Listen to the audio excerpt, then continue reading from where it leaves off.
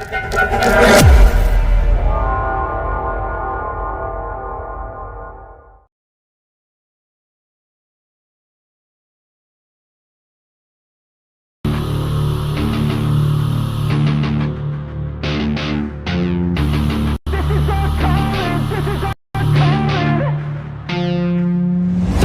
go, it's time to be the GOAT. It's time to enter God mode, man, let's get it going. I wanna be the greatest, energy is overflowing. I know I'm stoking the fire, my desire's taking over, not tired, I'm inspired, rewired. I know just what is required, my brain knows how to decipher the message. It's looking brighter, already paid up the pipe, but my game is getting much tighter. I feel my body on fire, now it's game time, all the practice to prepare for this main time. I could do anything, that's my baseline. Go ahead and do you, I'ma make mine. You gon' read me in the headlines. Always go up, I don't know a decline. On the glow up, getting better with time.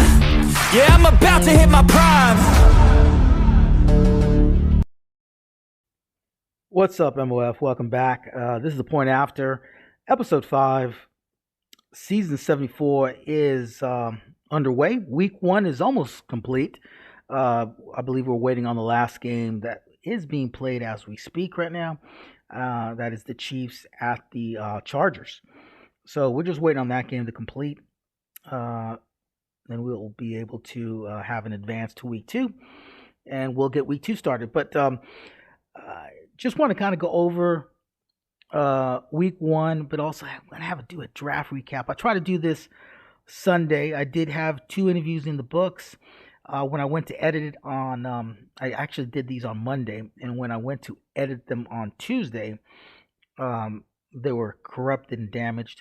So I want to first apologize to both TSG and Crazy. They were my 2 guests. Had a lengthy discussion with each of them, and it was like I wasted their time because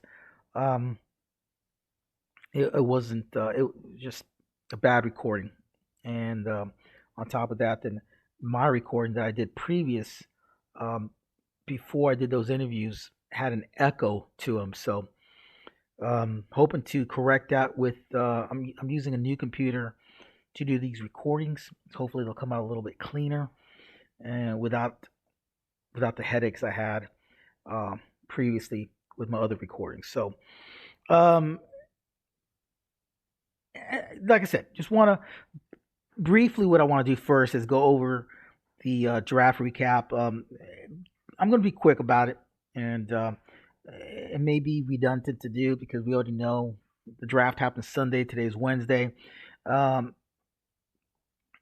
I think it's important, the mock draft tool that the EA provides for the league. It does 5 mock drafts. Usually, I've never really paid attention to it. I always thought can't take it serious because it's probably not accurate. Lo and behold, the damn thing was pretty accurate with some of its predictions for some of you guys. Case in point, the Chargers. Chargers had 3 picks in the first round. It's predicted that the Chargers would pick 2 cornerbacks with 2 of those 3 draft picks, and that's exactly what he did.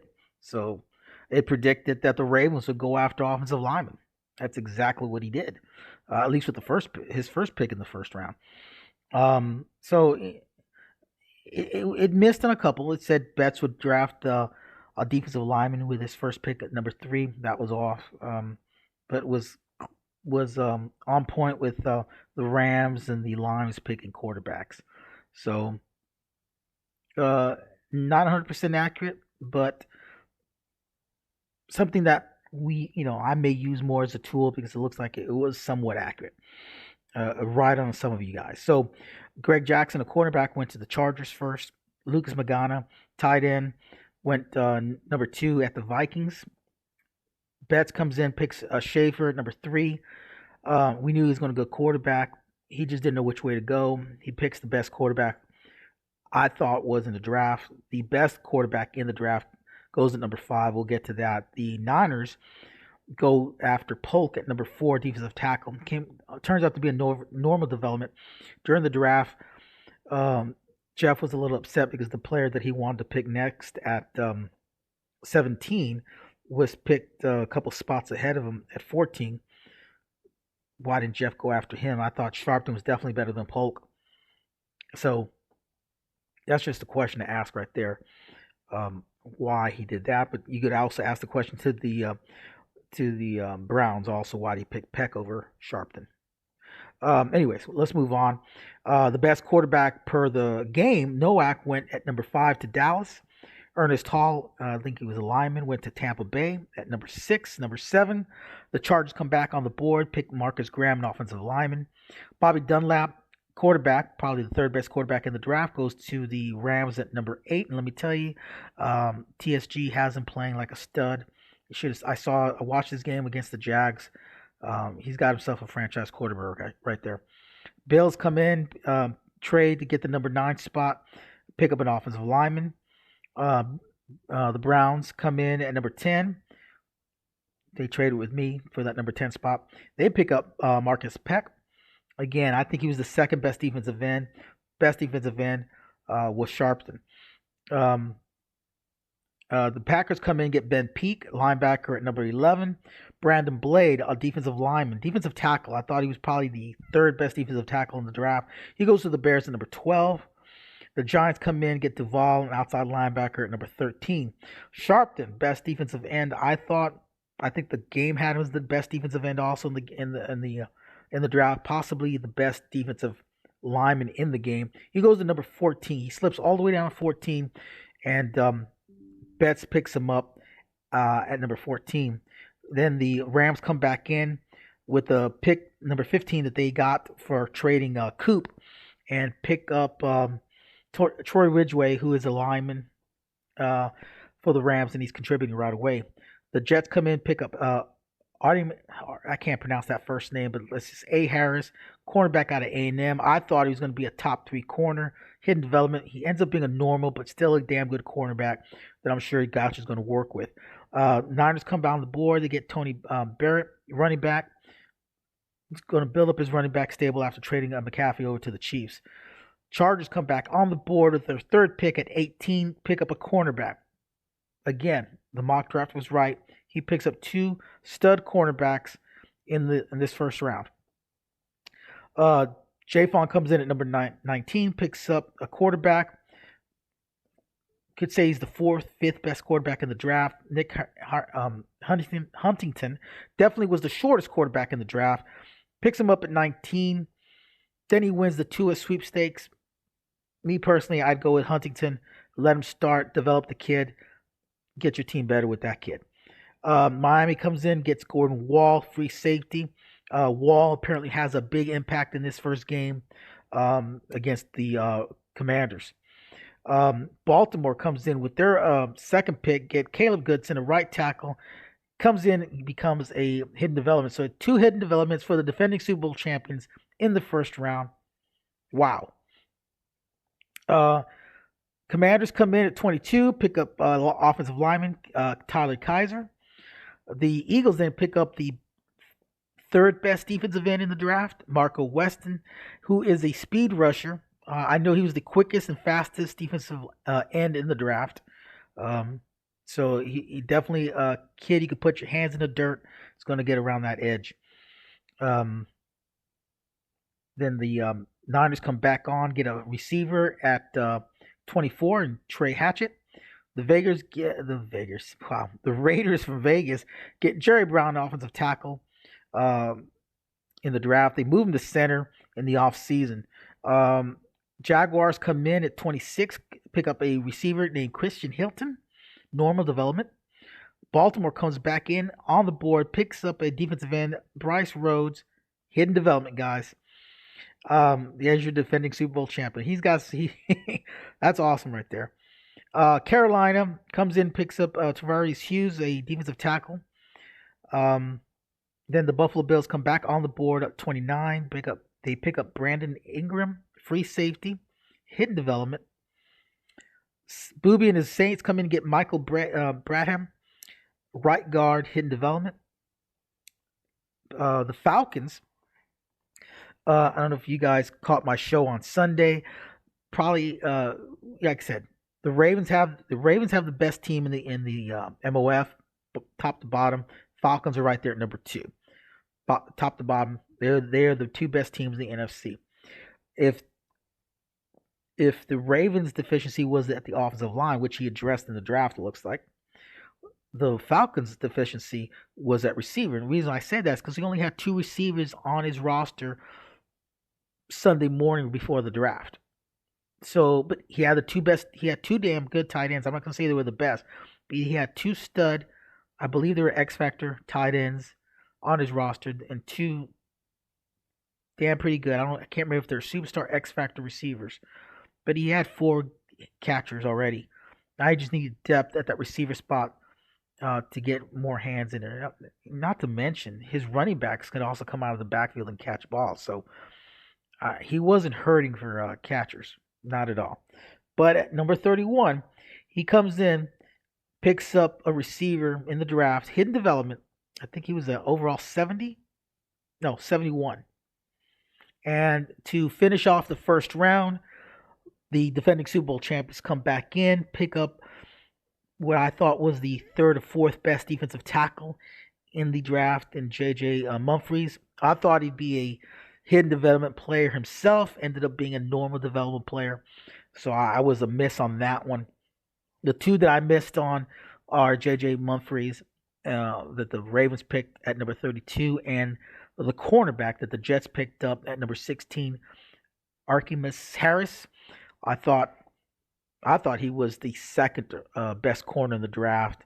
For sure, I thought he'd be a hidden development.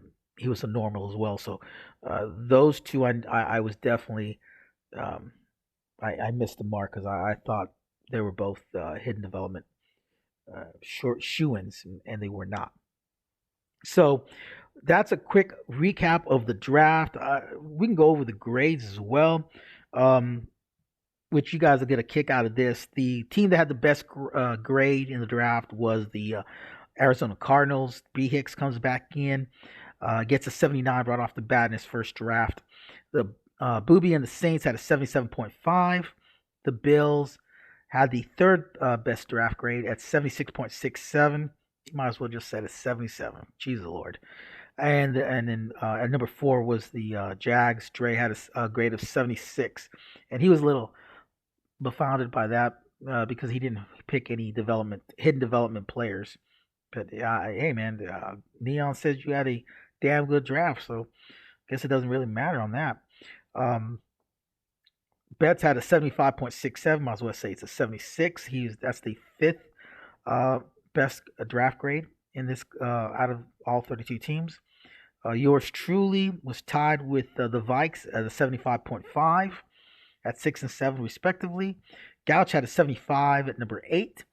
The Bears at number 9 at 74.75. And the one that really stood out for me, our defending Super Bowl champion. I don't know how many picks he had, but I think if I remember correctly, during the draft, he said only 2 of his picks were normal development. Everybody else was hidden development. Now, you're right. They could be all stars, which is possible. But still, the fact of the matter is the man had a damn good draft. Ended up being with the 10th best grade draft at 74.67. You're defending Super Bowl champ. The rich keep getting on richer. I don't know what he's doing right or what we're doing wrong. I thought I was spot on with some of my picks, even the ones that I didn't pick. Like I said, grading them. But wow, this guy went above and beyond. I mean, he as he was going, he was picking hidden development players. So hats off to this man. I like to know what he's doing, so I could mimic him. Now that was at number 10. I'm just going to round off the rest of them in the order they fell from 11 down to 29. There were a couple teams that did not have any picks. I know the Seahawks didn't have any picks. There was 2 other teams I think did not have any picks either, so we don't have their grades. So I'm just going to go 11 through 29 in the respective order they fallen into. So the Patriots at 11, Chargers at 12, Cowboys at 13, Chiefs at 14, Lions at 15, Niners at 16, Raiders at 17, Falcons at 18, Buccaneers at 19, Rams at 20. Rookie comes in, gets the not a bad grade at 72.25 for the 20th best draft grade. Giants at 21, Browns at 22, Dolphins at 23, Steelers at 24, Packers at 25, Bengals at 26, Eagles at 27, Broncos at 28, Panthers at 29. I would say the Panthers had the worst draft grade, but there are three teams that didn't get a grade at all, so I'm going to say they were both all three zeros because they didn't have a draft. So I can't say the Panthers had the worst grade there, but does it really matter? Detroit's a good player. I don't think that's going to matter much to him. He'll still be in the playoffs, I'm sure. So that is the draft in a nutshell. We had games that already were played. We'll go over that here in a little bit. What I want to do is take a quick break. Just check to see what the status is of this last game that's being played, and see if I can get a guest real quick. But hold on tight. We'll be right back with the second part of this show. All right, guys, we are back. Second part of the Point After, episode 5. It was a draft recap, and what I'm going to do now is get into the scores of the first week of season 74. All the games but one have been played. It's being played right now. The Chiefs visiting the Chargers at SoFi Stadium, being played as we speak right now. So we'll check into that game here in a little bit. And what I want to do is just kind of go over the scores real quick. We'll just go right through them. We got the Falcons at the Falcons. I'm going to go by the order I have them here on the neon here. Falcons visit Carolina, end up losing to the Panthers 45-21. Detroit comes in, gets the first win over Wilkie in this new season. Starts the season 1-0. We move over to the next game. Browns visit the Steelers, and the Steelers come out on top 34-16 right there in that game. Our third game on this list is the Seahawks hosting the 49ers. Jeff goes in with high hopes in Seattle, come out flat. They lose 30-7. Q is tied for first place in that NFC West. That NFC West is going to be an interesting division to keep up with this season. All four coaches are going to be tough. We move over to the next game on the docket. The Patriots travel to New York to visit the Jets, and Gouch pulls out the win 28-21 for his first win of the season. First game I watched this young season was played Monday night. Our rookie in the MoF. First game, not his first game in the MoF. I think it was his fourth, because I think he got to play the last 3 games of season 73. But first game in his first full season in the MoF, he hosts the Jaguars and beats the Jaguars 38-24. He took a commanding lead in that first half. I think he picked Dre off, I think, 2 or 3 times. Took the foot off the pedal and let Dre get back into it. But he killed Dre's comeback chances with the fourth quarter interception in the final minutes of the game to seal the win. Congratulations on TSG on that win. Then you have the Ravens hosting the Bengals. This game was a 41-17 win for the defending Super Bowl champs. Comes out winning his first game in his title defense, and possibly the favorite to once again make it to the Super Bowl in the AFC side of the MoF. In the yours truly the game between yours truly and the Colts. I traveled to Indy. Forgot to turn my mic off. It was hot. Apologize to all you guys for my potty mouth. But yes, I lose to the Colts 52-30. Got spanked. Frustrating game. Still think there's some deficiencies in the game within the AI, the logic, and the graphics. All that combined, just and I know we're all playing in the same pool, but it's like I always get the short end of the stick with this damn game. Um, Anyways, I lose that game. I'm 0-1. Colts are 1-0. He gets to play the Rams in week 2. Definitely looking forward to that. Can TSG slow down Jonathan Taylor, who blew up against me for 3 touchdowns, close to 300 yards rushing on, I think, less than 20 carries. So, and trust me, guys, I was trying to contain the man. Just couldn't get it. Just couldn't get it done. B. Hicks on his first game in the MoF season 74. I don't know if he got to play any games in season 73, but he takes over the Cardinals, comes in, beats Son Goku 34-21, gets his first win. As I said earlier, the NFC West is going to be an interesting division to watch. Definitely is very interesting. 3-way tie right now in that division, with the Niners being in last place.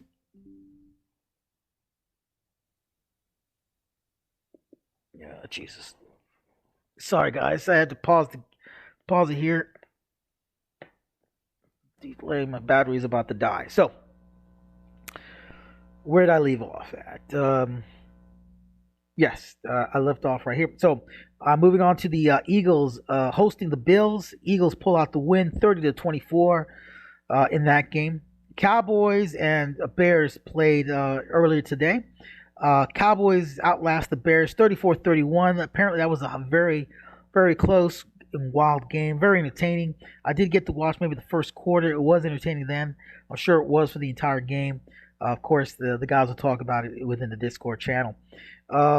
Booby gets his first win, and also happens to be a NFC South divisional matchup win. He wins 34-14 against the Buccaneers. Vikings at Lions. Jay Fawn only ended up scoring 7 points. He looks like he started both quarterbacks. Tua looks like started, threw 4 picks. Huntington eventually came in. Seemed to have a better game. I don't know if he threw any picks himself. I think he did. Again, just my opinion, I'd probably just roll with the rookie and let him develop throughout the season with your team, because I don't think you're gonna have much success with Tua.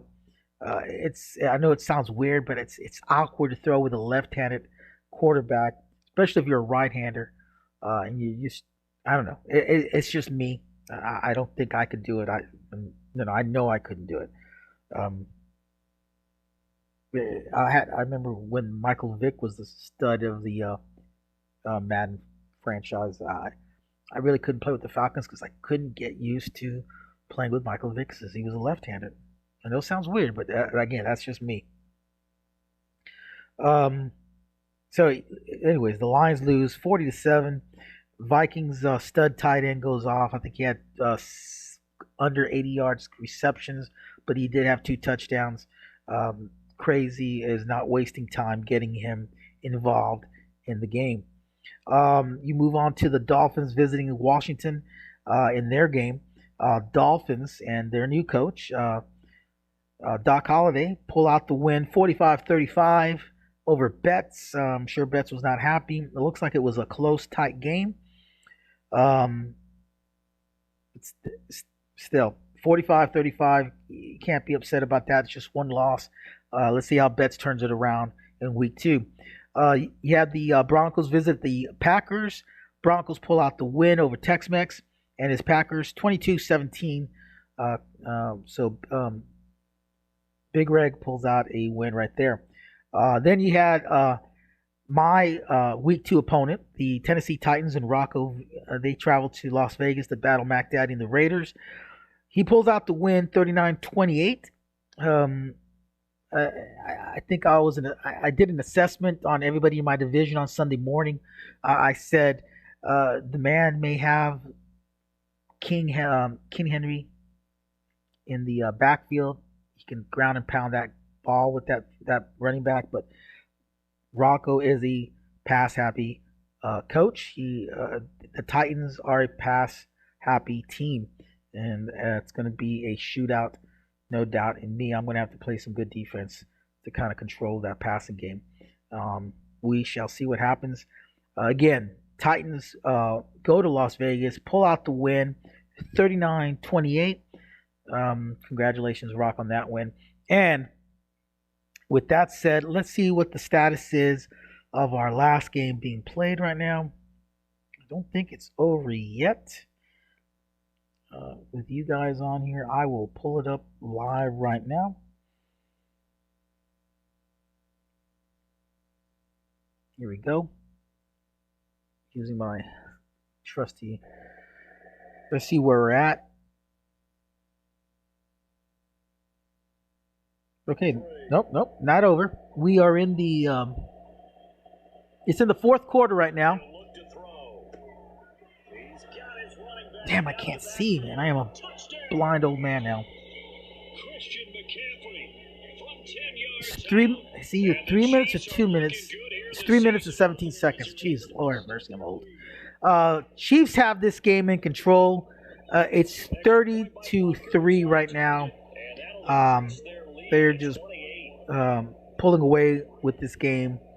Looks like McCaffrey just scored a touchdown. I don't know if that's his first, second, or third. All I know is the score is 31-3, and we're reaching the 3-minute mark in this game in the fourth quarter. So,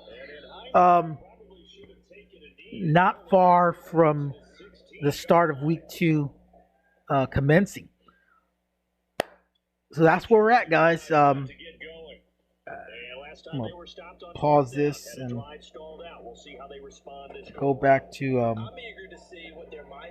Let's see if I can get back to. Trying to get back to Neon so I can go over any particular stats you guys may want to. Let's see where we're at. Let's sit right here. Of course, you hear the game going on in the background.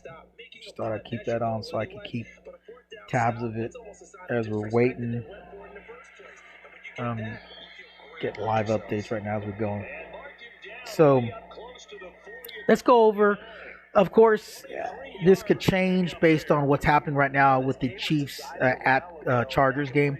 But your top 5 passing leaders so far in week 1 are Joe Burrow of the Las Vegas Raiders at 452. Justin Fields and the Bears at number 2 with 341 yards rushing. Now, Burrow had 3 touchdowns and 4 INTs. Fields had 4 touchdowns and 4 INTs. Mark Schaefer, the rookie out at Washington, 338 yards passing, 2 touchdowns, 2 interceptions. Kyler Murray, with Brian Hicks out in Arizona, 3 touchdowns, no interceptions. The man threw for 337 yards. I wonder how many yards he rushed for also. And then the second rookie, we're going to have a rookie battle for this top quarterback spot here. The Los Angeles Rams, TSG, and his rookie, Bobby Dunlap, threw for 334 yards, 4 touchdowns, 2 interceptions. So not a bad start for 2 of our league's newest rookies playing quarterback in the MoF. And not a bad start for our newest rookie coach, TSG. Our rushing leaders are Breece Hall of the New York Jets. He had 254 yards rushing, 2 touchdowns. Jonathan Taylor. Wow, I can't believe he beat Jonathan Taylor. Jonathan Taylor had 182 yards. I thought he had more than that. And 3 touchdowns. DeAndre Swift with the Eagles had 178 yards and 2 touchdowns. Rodney Teague, my rookie running back, had 131 yards rushing, no touchdowns. And Orlando Floyd of the Chicago Bears had 123 yards rushing, no touchdowns. So those are your rushing leaders. Receiving leaders, we can go with Scotty Miller at number 1 for the Raiders. He had 200 yards rushing, 200 yards receiving with 2 touchdowns. CeeDee Lamb with the Cowboys had 152 yards receptions with 1 touchdown. Kawhi Cone of Buffalo, 152 yards receiving, 1 touchdown. Joseph Reed of the Bears had 148 yards receiving with 1 touchdown. And Van Jefferson of the Rams, rookie coach, TSG, he had 143 yards receiving, 2 touchdowns. Like I said, this kid has impressed me, and I'm definitely looking forward to the rest of the season, how he stands up, how he keeps going throughout the rest of the season. Now, I don't have any. Oh, never mind. Here are the defensive stats. Tackle leaders. Tackle leaders, we have Brian Burns of the Carolina Panthers at 6 tackles. And these are totals. He had 3.5 sacks. Dante Jackson of the Colts, 6 tackles, no sacks. Jack Campbell of the Detroit Lions, 6 tackles, no sacks. Darius Rush, Colts, cornerback, 6 tackles, no sacks. And Jordan Fuller, Rams, safety, strong safety, 6 tackles, no sacks. As for your sack leaders, we had Brian Burns of Carolina. He had 3.5 sacks. Daniel Hunter of Minnesota had 2.5 sacks. Quentin Williams of the Jets had 2.5 sacks. Channing Tindall of the Tennessee Titans had 2.5 sacks. And Darian Clayton of the Buffalo Bills, 2 sacks. Those are your sack leaders after week 1. Of course, this is all bearing what's happening in the game versus the Chiefs at Chargers. All these numbers could change if any of their players outpace any of the other players I've already mentioned. Interception leaders. I can't pronounce this cat's name, but he's a Jacksonville Jaguar. Forshid Okun. He's a middle linebacker. He had 2 INTs. Sauce Gardner of the Jets came in with 2 INTs. Trayvon Diggs of Dallas, 2 INTs. Terrell Edmonds of Philadelphia, safety, 2 INTs. Julian Love, Seattle, 2 INTs. So, those are our stat leaders into week 1, minus the players that are playing right now currently in that Chiefs-Chargers game. I was not able to get a guest for this show, so apologies for that, guys. Hope you found this game enjoying. I'm going to go ahead and get off the airwaves now and start getting ready for my week 2 matchup with the Titans. Till then, stay safe, enjoy. Let's get our week 2 games in. Good luck to everybody, and we'll see you soon. I'll try to do another recap for after all the games of week 2, or majority of the games of week 2 are played, and we'll go from there. Hopefully, I'll have some guests by then. In particular, I really like to try to get TSG and Crazy back on the line, get their interviews in correctly. So, other than that, guys, peace out. Hope you enjoyed, and we'll see you on the other side.